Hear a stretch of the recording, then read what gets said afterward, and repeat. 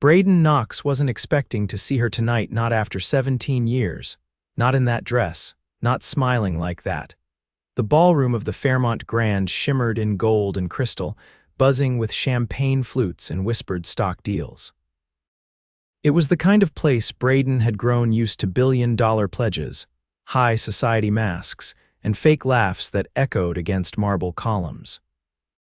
He was the billionaire everyone wanted to meet tonight, the man behind the tech empire Knox Systems, the headline donor of the Children's Heart Foundation Gala. But none of that mattered the second he caught sight of her. She stood across the room near the silent auction table, her hand brushing the edge of a framed photo, her head tilted slightly like she was memorizing it. Faye Kensington, his first love, the girl who once stole his hoodie and his heart in the same summer. The girl he hadn't seen since they were 18. Brayden's chest tightened.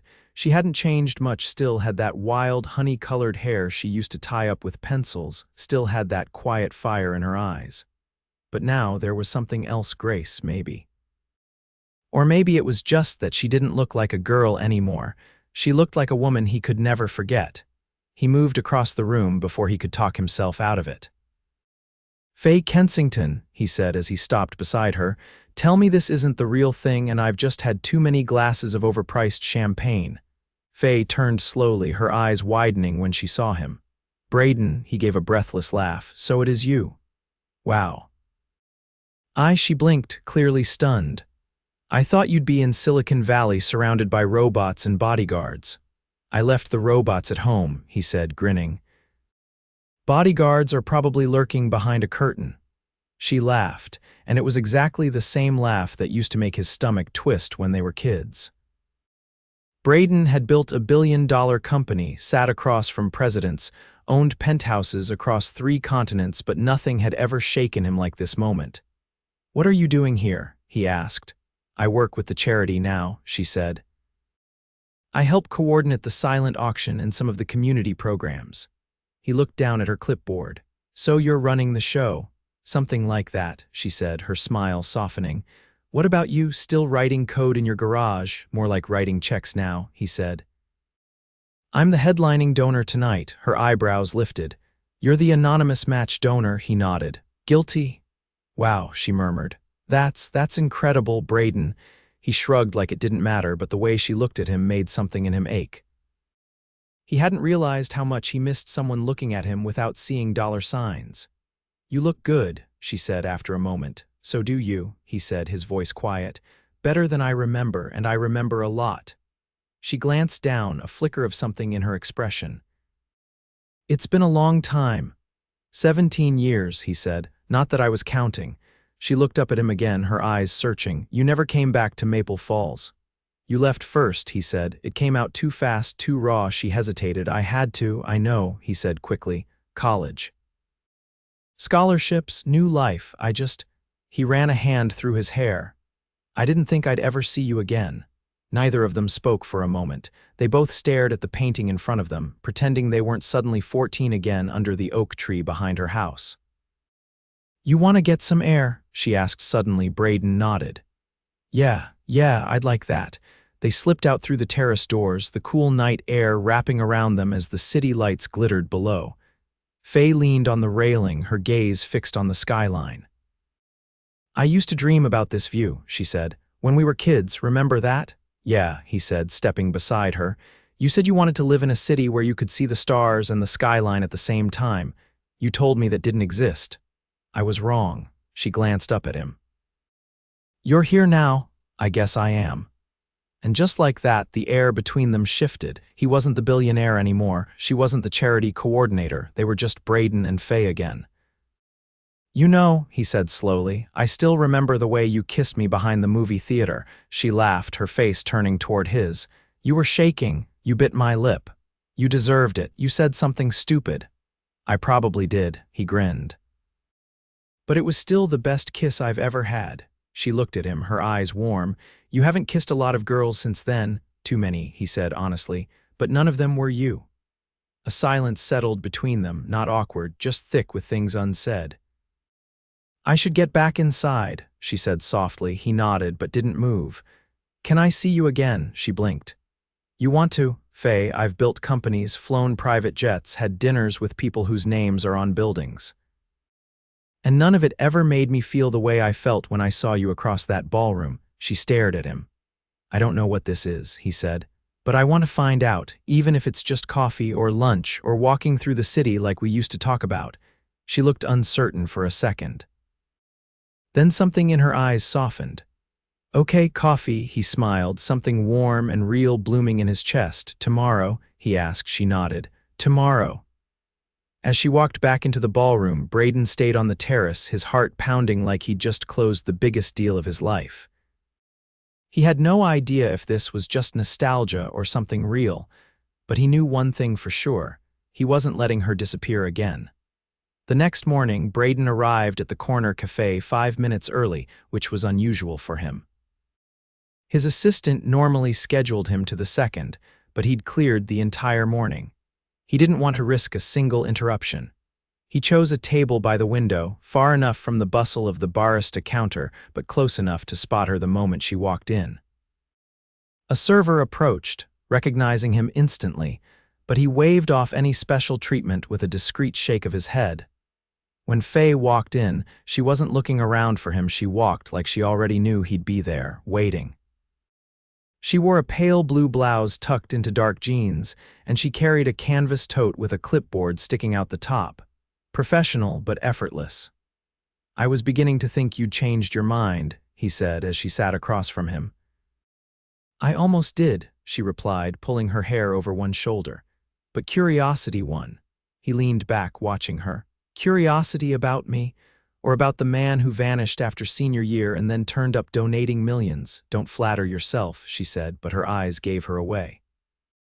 He chuckled. So how long have you been in the city? Close to a year. I was in Chicago before this, and before that, Detroit, and before that, Boston. She looked at him. I moved around a lot, grants, contracts, short-term projects, the usual nonprofit hustle. He tilted his head. You never wanted to settle anywhere. Her fingers curled around the coffee cup the barista had just placed in front of her. I used to think roots came after success, but now I think they're part of it. He nodded slowly. You looking to plant some now? I'm thinking about it, she said. But this city's not exactly affordable. His mouth twitched. You know, I do own a few buildings. She raised an eyebrow. Are you offering me discounted rent? Maybe just better neighbors. She shook her head, hiding a smile. You're still impossible. I prefer the term persistent. He took a sip of his espresso. Why'd you really come this morning, Faye? I needed to know if you were still the same person, she said. Or if the Brayden I knew got buried under designer suits and press releases. He looked down at the table for a beat, and, I haven't decided yet. He leaned forward slightly. Then let me help you figure it out. She laughed once but didn't look away. You always did have a way of making people forget their reasons. That sounds dangerously close to a compliment. I didn't say it was a good thing. Their server returned with a basket of fresh croissants and fruit, placing it between them before retreating again. I never thought I'd end up in the same room as you again, she said, pulling apart a piece of bread. Let alone eating overpriced pastries on a Tuesday. They're not overpriced if I'm paying, he said. She gave him a sideways glance. You're missing the point. No, I'm not, he said, more serious now. I know this is strange. Believe me, I didn't expect any of it, but maybe it's not a coincidence. Coincidences don't show up wearing Armani and writing 7-figure checks. You remembered the hoodie I used to wear. I remembered the way you used to hum when you were nervous. Some things stick. She paused, surprised. I didn't think you noticed that. I noticed everything. I just didn't know what to do with it back then. Faye looked down at her lap, her voice quieter now. I left because I was scared I'd never become anything if I stayed. He didn't interrupt. I had this scholarship, and my mom needed me to take it. She was working 2 jobs. I didn't think I could stay and still be someone. You didn't owe me an explanation, he said. But I'm glad you told me, she looked up again. Why didn't you ever reach out? I tried, he admitted, but you'd already changed numbers and then life got loud. Yeah, she said, it does that. He folded his hands in front of him. So, what now? Faye blinked. What do you mean? I mean, he said, Do we go back to our separate lives, or do we see where this goes? No pressure, no expectations, just curiosity. She gave a short breath of laughter. You're not used to people saying no to you, are you? They usually don't, he admitted. But that's not why I'm asking. She stared at him a moment longer, then reached for her bag. There's an art exhibit opening Friday night at the Crawford. It's a fundraiser. I'll be there. Is that an invitation? Just information, she replied as she slung the bag over her shoulder. What you do with it is up to you. As she walked out of the cafe, Brayden didn't move. He just watched her disappear into the flow of foot traffic, something unfamiliar burning beneath his ribs. He wasn't sure what this was, not yet, but he knew he wasn't done chasing it. Brayden Knox arrived at the Crawford Foundation's art gala 20 minutes after it began, just long enough to avoid being cornered by board members at the entrance, but early enough to find her before the press descended. The museum's grand hall had been transformed into a living gallery. Soft jazz hummed through the speakers, floor-to-ceiling spotlights scanned over abstract installations, and elegantly dressed patrons sipped wine as they pretended to understand brushstroke technique. It was all perfectly curated, like everything in this city. But Brayden wasn't here for the art. He spotted Faye near a suspended sculpture composed entirely of shattered mirror shards. She wore a backless champagne gold dress that caught the light like liquid metal, her hair pinned in a way that revealed the graceful line of her neck. She wasn't looking for him. He walked up quietly, stopping beside her without speaking. You made it, she said, eyes still fixed on the sculpture. I told you I would, she glanced at him, her expression unreadable. You don't seem like the kind of man who goes to art openings. I don't, he said, but I make exceptions. She turned to face him fully, her gaze steady. This isn't coffee, Brayden, this is my world, he nodded. I know. I wanted to see it.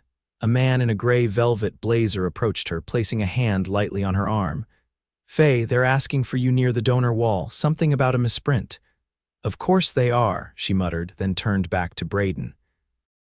I'll be right back. Brayden watched her walk off with the man, her steps brisk, her posture taut. She wasn't just attending this event, she was holding it together. He hadn't realized how many people relied on her. He wandered through the crowd but didn't look at the art. He watched her, how she smiled politely when someone interrupted her, how she leaned in when an older woman whispered something urgent, how she took a phone call in the corner and still managed to direct a caterer with a flick of her wrist. She returned to him 20 minutes later, slightly flushed. Sorry, things always unravel at the last minute, she said, exhaling. I noticed you're good at fixing chaos. Her shoulders dropped slightly. I've had practice. He handed her a glass of sparkling water. You're not drinking. I can't afford to tonight. The wrong sentence, the wrong face at the wrong time, she shook her head. Let's just say I've learned, he stepped closer. You shouldn't have to manage everything alone. Someone has to. These events fund real programs, real lives. And what about yours? She blinked, taken off guard. What about it? Who manages you? She tried to laugh it off, but it caught halfway. I don't get managed, I get results. I remember, he said, softer now. You used to run the high school newspaper like it was a national publication. I almost got suspended for publishing that story about the principal's salary hike, and I almost got detention for helping you hack into the admin server. You did get detention. Worth it, she smiled, but it faded quickly. That was a long time ago. Brayden looked around. You ever think about what would have happened if we hadn't taken those different paths? All the time, she admitted, but wishing doesn't change what happened. I'm not wishing, he said. I'm asking. Faye's gaze dropped to the polished floor. You're not the boy I knew, I know. And I'm not the girl you remember, he nodded. That's kind of the point. She looked up, startled. I don't want to find what we had, he said. I want to find what we could be now. Before she could respond, a woman in a black suit interrupted, handing Faye a tablet. It's the Wallenstein piece. The plaque got switched. We need you to approve the correction before the press tour begins. Faye sighed. Of course. The woman turned and disappeared into the crowd. Brayden stepped back. I'll let you work. She hesitated, then reached into the small clutch at her hip and pulled out a white card. My office. I'm usually the last one out. He took it without a word. Later that evening, when the last guest had left, and the crew was packing up the exhibit lights. Brayden climbed the marble stairs to the administrative level. Faye's office was small but full of personality photos tacked to a corkboard, stacks of grant proposals, a chipped mug that read "Feminist Killjoy" sitting beside a vase of wilted hydrangeas. She stood at the desk, barefoot now, her heels kicked off under the chair. "You waited," she said, surprised. "I told you," he replied. "Exceptions," she gestured to the couch. "Sit. I need 5 minutes to send this final report or I'll lose my mind." He sat, watching her fingers fly across the keyboard. When she finally hit send, she exhaled like she'd been holding her breath for hours. "I forgot how much of this job is just putting out fires," she said. "You didn't look like you forgot," he said. "You looked like you were born to do it." She collapsed beside him on the couch. "That's generous, it's true." They sat in silence for a moment. "You could have gone anywhere tonight," she said. "Why here?" He didn't hesitate. "Because I wanted to see the version of you I missed." She turned, her voice quiet now. "And did you?" "Yes," he said. "And I like her even more." Her eyes searched his face. "This can't be casual, Brayden. I don't have space for distractions right now." "I'm not a distraction," he said. "I'm a decision." She swallowed hard. "And if I'm not ready, then I'll wait." "But I won't pretend I'm not already falling." She blinked once, visibly shaken. "I need to lock up," she said, standing. He rose with her, watching as she gathered her things. At the door, she paused. "You know this doesn't make sense, right? Us. After everything." He stepped closer, his voice low. "I know it doesn't, but I also know that nothing else has made sense since you walked back into my life." Faye looked up at him, something raw flickering across her face. Then she unlocked the door and stepped out into the hallway, not looking back, and Brayden knew with absolute certainty he wasn't walking away. The rain came down in sheets, slicking the pavement as Brayden stepped out of the black car and into the glow of street lamps outside Faye's apartment building. His driver reached for an umbrella, but he waved it off. He needed the cold, the sting of it. He had waited 3 days. 3 days since she left him standing outside her office with that look in her eyes, that flicker of something she hadn't let herself name. He'd given her space, given himself time to breathe. But now the silence between them felt louder than any rejection could have. He buzzed her apartment. Nothing. He didn't know what he'd say, only that if he waited another minute, he'd start convincing himself to give up, and that wasn't an option. The door opened. She stood there barefoot, hair damp, a worn university sweatshirt hanging off one shoulder. Not polished, not prepared, just real. "I didn't expect you," she said. "I tried not to come," he replied. "But I kept thinking about the way you looked at me, not at the gala, not in your office when you walked away." Her fingers curled around the doorframe. "I told you I wasn't ready, and I told you I'd wait," he said. "But that doesn't mean I'm not going to fight for this." She stepped aside silently, letting him in. The apartment was small but warm, lived in. A guitar leaned in the corner, half-finished sketches clipped to a wire above her desk. There were no signs of anyone else, no traces of a life shared. Just hers. He turned to her. "You don't have to say anything yet, but I need to tell you something." She crossed her arms, but her expression stayed open. "Then say it." "I didn't realize how much of my life was noise until you walked back in," he began. "I thought I was happy. I thought I'd made peace with the past, but I was wrong. Brayden, I know you think this doesn't make sense. I know you've got responsibilities and deadlines and 100 reasons to keep your distance, but I also know that when I'm with you, I'm not performing. I'm not the man with the investment portfolio or the press releases. I'm just me." She sat on the edge of the armrest, eyes lowered. "You're asking for a lot. I'm offering more." Silence stretched between them, then she stood slowly. "Come with me." He followed her into the small kitchen, where a pot of tea steamed on the stove. She poured 2 mugs, handed him one, and leaned against the counter. "I used to wonder what it would be like to see you again," she said. "I imagined it would feel like stepping back into some golden memory, but it didn't. It felt like walking into something completely new." He stayed quiet, letting her speak. "You're not who I expected you to become," she continued. "And I don't mean the money, I mean the way you look at people. The way you tried to understand what I care about without asking me to shrink it." She looked up. "I don't trust easily, you know that. I'll earn it," he said. "I can't promise this won't be messy." I don't need perfect, he said. I just need real. She exhaled slowly, then set her mug down. I kept the letter you left me, his brow furrowed.